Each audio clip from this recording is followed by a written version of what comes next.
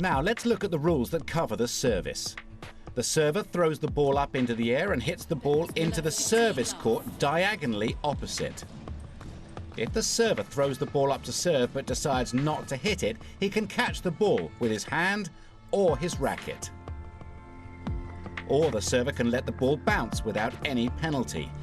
But if the server misses the ball when trying to hit it, it is a service fault. In this instance, Rosano seems to be caught in two minds. A second serve is awarded. It's also a fault if the ball hits the net post or single stick on a serve, even if the ball rebounds in after hitting the net post. And here we see a piece of paper come onto the court during a second serve. Because the second service motion was interrupted, the whole point is replayed. A first serve is given.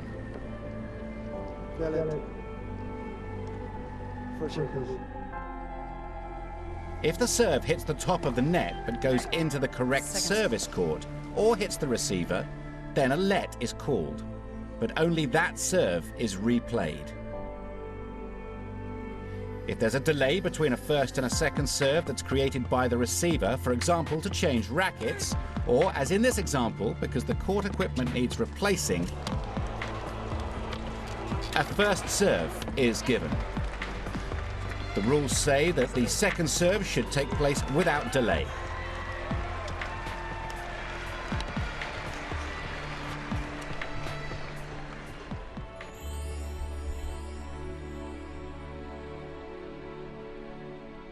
The foot fault rule says that the server cannot walk or run during the service motion, but that is very unlikely to happen. The foot fault rule is normally used because during the service motion, the server touches the baseline with his foot, or the imaginary extensions of the center mark or sideline. The foot fault must not be called until the ball has been hit by the server. Otherwise, this happens. In this case, he'd been foot faulted before he'd served.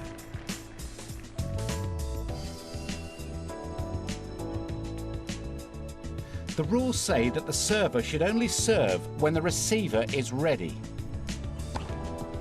If the server serves too quickly and before the receiver is ready, then only that serve is replayed. The server has 20 seconds between points. If he goes over that time, the chair umpire can take action. Time violation warning, Mr. Ferrer. Here we see David Ferrer taking too long to serve. A time violation is given, much to the Spaniard's dismay. At a changeover, the chair umpire calls time after 60 seconds, except after the first game of each set, where players are expected to change ends without delay. And play must start again within another 30 seconds. If it is a set break, then 120 seconds is allowed, with time being called after 90 seconds. Now, the rules say that the receiver must play to the reasonable pace of the server. Edberg was ready to serve, but Cash was not ready to receive. Therefore, he gets a time violation. Players change ends at the end of every odd game, that is, first, third, and fifth, and so on. And if the players forget, the chair umpire should remind them as soon as the mistake is made. Game Ganalitis. Ganalitis leads 5 games to 1. Second set.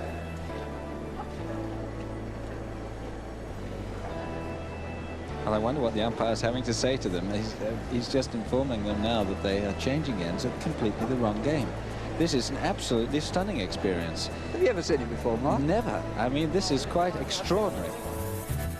If you see the players are in the wrong place, tell them. So what would you do if an error was made? Well, the basic principle is that all points previously played stand. If a player serves from the wrong half of the court, this is corrected immediately. If the players are at the wrong ends, this is corrected immediately. With the wrong server, this is corrected unless a whole game has been played, in which case the new serving order continues. And if the wrong player receives in doubles, the team remain in these altered positions for that game only. This would also include within a tiebreak.